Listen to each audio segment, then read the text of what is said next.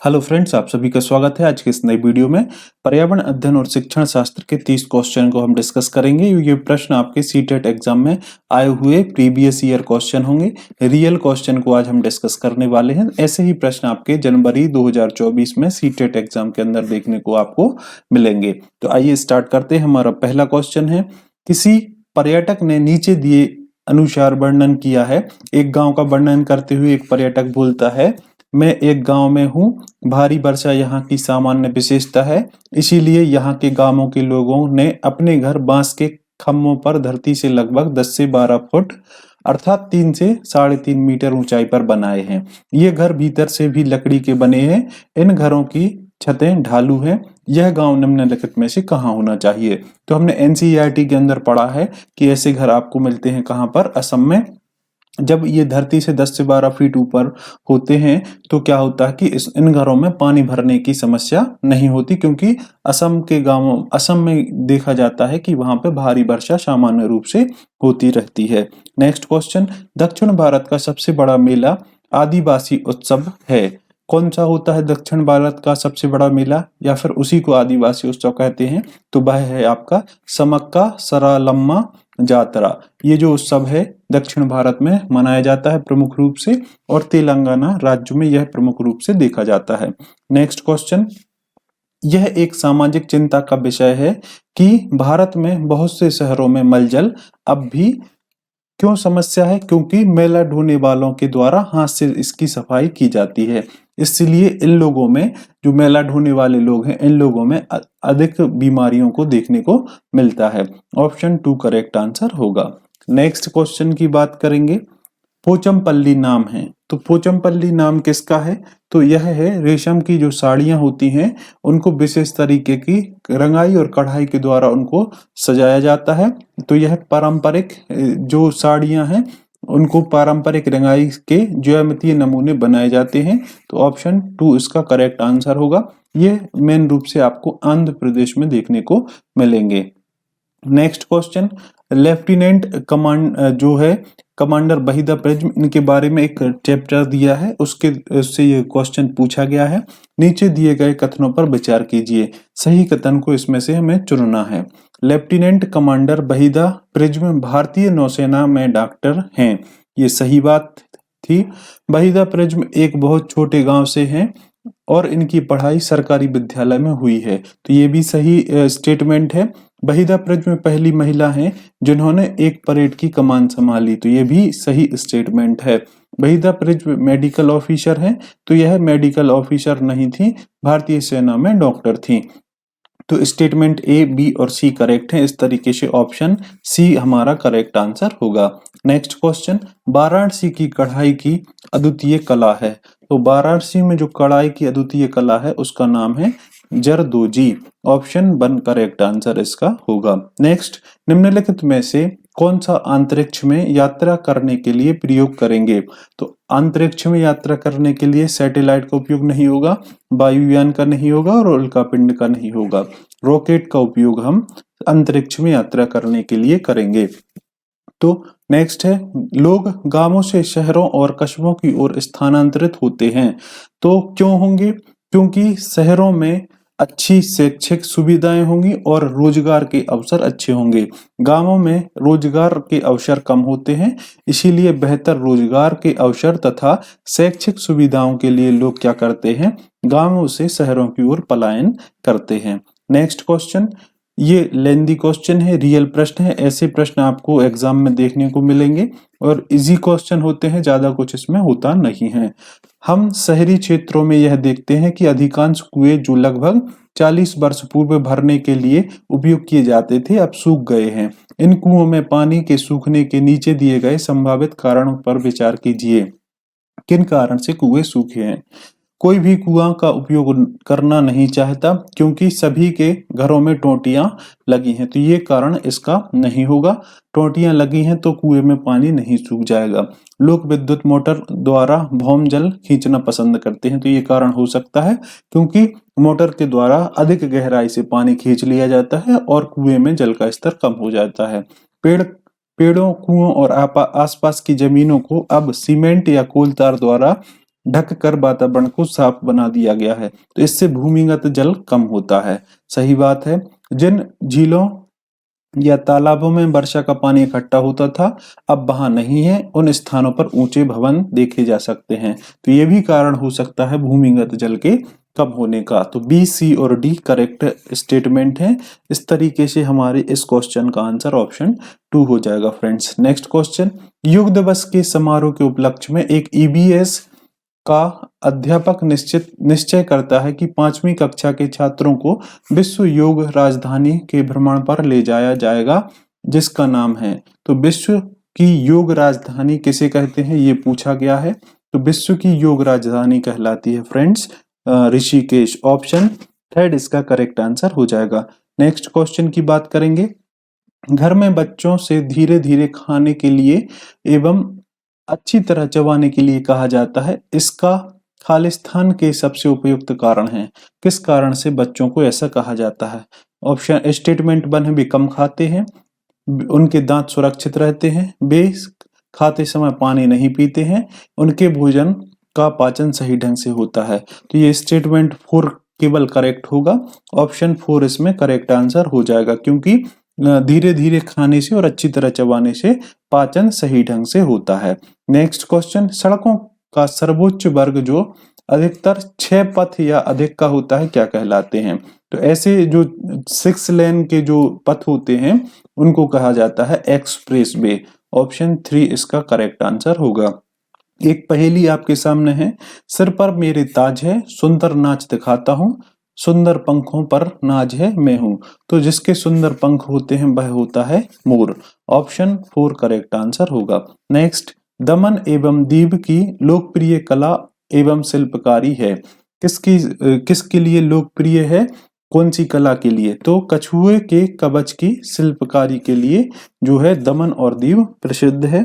Option 4 correct answer इसका हो जाएगा। नेक्स्ट, विटामिनों तथा खनिज लवणों को सूक्ष्म पोषक तत्व कहा जाता है, क्योंकि मनुष्य में इनकी आवश्यकता कम मात्रा में होती है। इनकी आवश्यक कम मात्रा में होती तो जरूर है, लेकिन इनकी कमी से अलग अलग रोग भी हो जाते हैं। तो ये ऑप्शन 3 इसका करेक्ट आंसर हो जाएगा। अगले प्रश्न की बात करें तो ये आपके पेडागोजी से संबंधित है। यहाँ भी आपको अच्छे से देखने की जरूरत है। निम्नलिखित में से कौन से कथन इस तथ्य को स्पष्ट करते हैं कि पर्यावरण अध्ययन एक अंतः अनुशासनिक विषय है? यह पर्यावरण के सभी पहलुओं को समझने के लिए विभिन्न विषयों के ज्ञान को एकीकृत करता है। तो बिल्कुल सही है। इसमें सामाजिक विज्ञान, जीव विज्ञान आदि सभी चीजें देखने को मिलती हैं। यह विविध रूप से अवधारणाओं को शामिल करने वाला एक अंतः अनुशासनिक विषय क्षेत्र है। यह भी सही स्टेटमेंट है। यह जैविक, सामाजिक और सांस्कृतिक विषयों में होने वाली अंतःक्रिया का क्षेत्र है। तो यह भी स्टेटमेंट करेक्ट है। यह जैविक व जैवितर घटकों के परस्पर आश्रितता और अंतःक्रिया करने वाला क्षेत्र है। तो यह गलत हो जाएगा।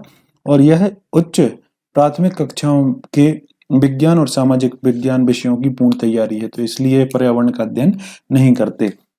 ABC स्टेटमेंट करेक्ट है। तो ऑप्शन 1 इसका सही आंसर हो जाएगा। अगले क्वेश्चन की बात करेंगे।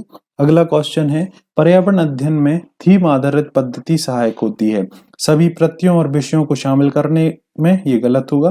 पर्यावरण के प्रति संवेदनशीलता विकसित करने के लिए, तो ये भी गलत होगा। विद्यार्थी अध्यापक संबंध को विकसित करने के लिए भी तो गलत होगा। ज्ञान को संपूर्णता से अर्जित करने के लिए हम क्या करते हैं? थीम आधारित पद्धति जो उसका उपयोग करते हैं। नेक्स्ट है, निम्नलिखित में से कथन सतत और समग्र मूल्यांकन की प्रकृति को स्पष्ट करते हैं। कौन से कथन आपके समग्र और सतत मूल्यांकन को स्पष्ट करते हैं? यह पाठ और साल के अंत में होने वाला आकलन है। तो ये गलत हो जाएगा। यह सीखने के लिए के बजाय सीखे गए का आकलन करता है। ये भी गलत है, क्योंकि हम जो मूल्यांकन करते हैं बच्चा क्या नहीं सीख पाया और क्यों नहीं सीख पाया, इसके लिए हम क्या करते हैं? मूल्यांकन। तो ये दोनों तो ऑप्शन गलत हो जाएंगे। यह एक रचनात्मक रूप से सीखने के अवसर उपलब्ध कराता है। तो ये स्टेटमेंट सही है। और यह सीखे गए के बजाय सीखने के लिए आकलन करता है। तो ये भी सही है। CD सही है, मतलब ऑप्शन C हमारा क्या हो जाएगा? ऑप्शन 3 हमारा इसमें करेक्ट आंसर हो जाएगा। अगले क्वेश्चन की बात करेंगे। EBS में CCE का अर्थ क्या है? तो CCE का अर्थ होता है क्या सतत एवं व्यापक मूल्यांकन, कंटिन्यूअस एंड कॉम्प्रिहेंशन एवेल्युएशन इसको बोला जाता है। तो ऑप्शन 4 इसका करेक्ट आंसर होगा।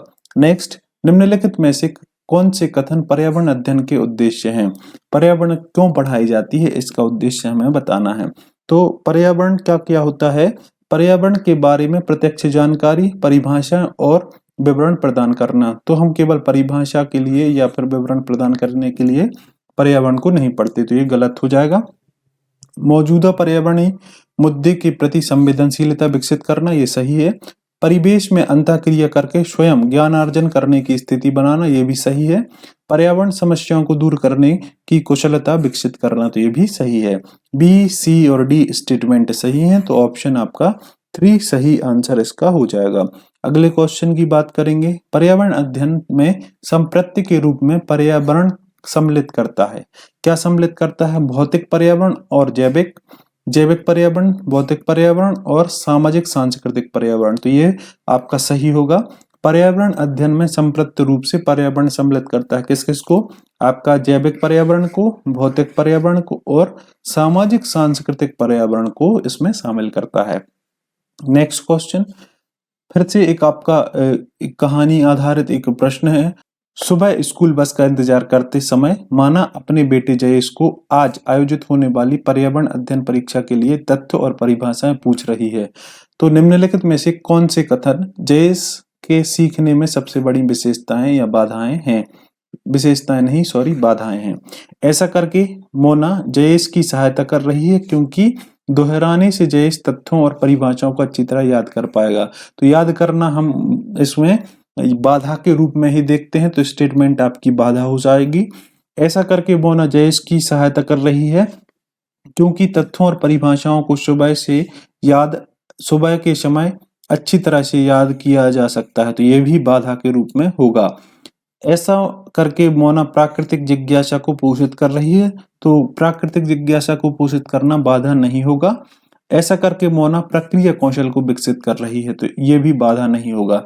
जो बाधा के रूप में देखा जाएगा वह होगा ऑप्शन 4, ए और बी जो स्टेटमेंट है यह बाधा के रूप में, क्योंकि हम रटने को बाधा के रूप में ही देखते हैं अधिगम प्रक्रिया के अंदर। नेक्स्ट क्वेश्चन की बात करेंगे। ईबीएस की पाठ्य पुस्तक उद्देशित है। ईबीएस क्यों पढ़ाया जाता है? क्योंकि यह बाल केंद्रित होती है, तो बिल्कुल सही है। शिक्षक केंद्रित तो गलत हो जाएगा, विषय केंद्रित भी गलत हो जाएगा और समुदाय केंद्रित ये सही होगा। ईबीएस की पुस्तकें बाल केंद्रित होती हैं और समुदाय केंद्रित होती हैं, तो ऑप्शन डी करेक्ट होगा। स्टेटमेंट ए और डी करेक्ट होंगे। नेक्स्ट है, कक्षा 4 के विद्यार्थियों को भोजन पढ़ाते हुए रुक्मणी ने विद्यार्थियों को एक लोकप्रिय भोजन चाट खिलाया। उसने विद्यार्थियों को इसके स्वाद का वर्णन करने तथा चाट के प्रयोग की गई सामग्री का अनुमान लगाने को कहा। यह उपागम निम्नलिखित में से किस प्रकार की प्रक्रिया कौशल को विकसित करने के लिए सहायक है? जब वह चाट खाएगा और उसमें प्रक्रियाओं को, उसमें सामग्री का पता लगाएगा, तो यह सैद्धांतिक कौशल नहीं होगा, प्रायोगिक कौशल नहीं होगा और व्याख्यान करने का कौशल नहीं होगा।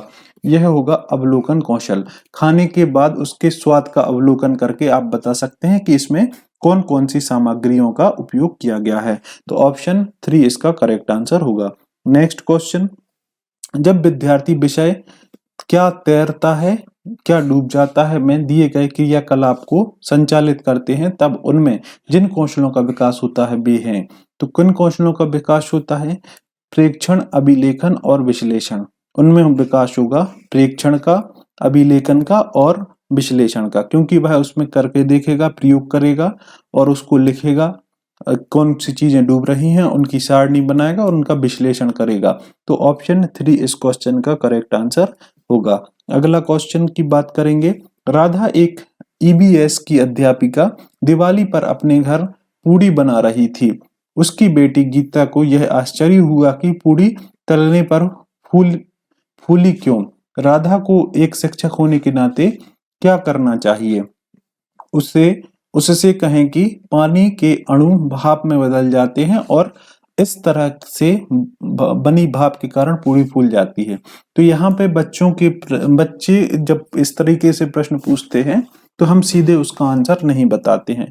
बच्चों से कुछ करने को या फिर और सारी चीजें पूछने के लिए हम उनको बोलते हैं, प्रोत्साहित करते हैं, तो ये आंसर नहीं होगा, स्टेटमेंट ये गलत होगा। उससे इस तरह की अन्य फूलने वाली खाने की वस्तुएं जैसे चपाती के बारे में सोचने को कहेंगे और इसका कारण खोजने को कहेंगे, तो ये इसका स्टेटमेंट सही होगा।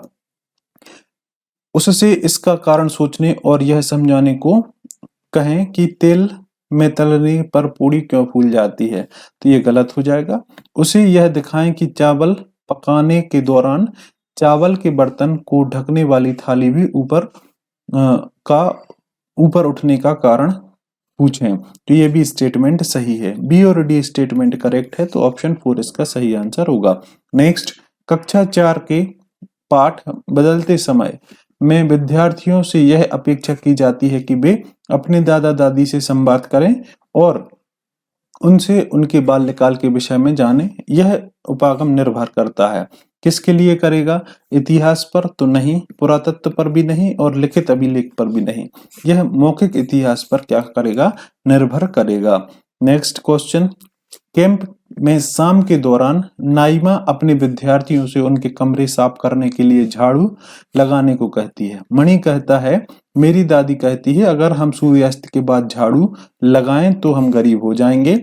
नाइमा को क्या करना चाहिए? मणि से कहें कि अगर हम शाम को घर में झाड़ू लगाते हैं तो ऐसा कुछ नहीं होता, तो ये गलत है, क्योंकि बच्चों के मन में अवधारणा बन गई है, तो इससे उसकी अवधारणा जाने वाली नहीं है। मणि से कहें कि जहां हम रहते हैं उस जगह को साफ रखना चाहिए, इसीलिए झाड़ू लगाना चाहिए, तो इससे भी विद्यार्थी मानने वाला नहीं। मणि से पूछे कि क्या उसने यह करके देखा है, देखने के लिए कि अगर सूर्यास्त के बाद झाड़ू लगाएं तो क्या होता है, कभी झाड़ू लगाया है, तो यह भी गलत हो जाएगा। मणि से कहें कि वह झाड़ू लगाकर इस बात को जांचें कि ऐसा करने के क्या वह गरीब हो जाता है, करने पर क्या वह गरीब हो जाता है, तो ये सही हो जाएगा, क्योंकि इसमें बच्चा करके सीखेगा और करके सीखने पर हम जोर देते हैं, इसीलिए ये करेक्ट आंसर होगा। नेक्स्ट है, विद्यार्थियों को अधिगम प्रक्रिया में सक्रिय भाग लेने के लिए प्रोत्साहित किया जाता है, जिससे उनके प्रक्रिया कौशल का विकास होता है, जो उन्हें जीवन में मदद करेगा। ऐसा विचार निर्भर है किस पर? तो जब वह करके सीखेगा तो उसके अनुभवात्मक अधिगम पर, अनुभव के आधार पर वह सीखता है, तो उसका अनुभवात्मक अधिगम इसका करेक्ट आंसर होगा। नेक्स्ट है, चिड़ियाघर की सैर के दौरान विद्यार्थी खरगोश देख रहे थे। किरण ने अध्यापिका से पूछा, वह खरगोश कौन सा है जिसने कछुए के साथ दौड़ लगाई थी, वह कछुआ कहाँ है? तो किरण के प्रश्न पर्यावरण अध्ययन अधिगम के किन उद्देश्यों को इंगित करते हैं? तो वह करते हैं बच्चों के अन्वेषणात्मक गतिविधियों से जोड़ना, या बच्चों की सृजनात्मकता को पोषण करना, परिवेशीय मुद्दों पर जागरूकता का विकास करना, या वन्य जीवों के प्रति संवेदनशीलता विकसित करना। तो यह करेगा आपका बच्चों में अन्वेषणात्मक गतिविधियों से जोड़ना, ऑप्शन 1 करेक्ट होगा।